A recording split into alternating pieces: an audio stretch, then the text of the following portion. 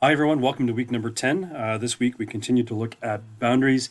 Please have a look at the week 10 slide doc for some of the content. And if you have not done so to date, have a look at the bearing witness story, Robert Coley Donahue. So, again, in brief, this is a story of Robert's final couple of years at life.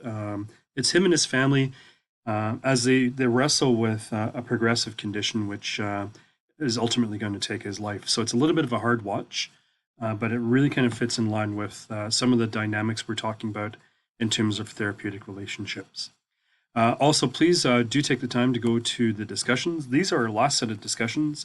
Pop in here. You might talk about Robert Donahue himself, maybe explore some of your own thinking around how to deal with conflict and boundaries and boundary maintenance. So that's it for now. If you have any questions, please give me a shout. Otherwise, we will see you online or perhaps in the office hour on Thursdays. Thanks a lot.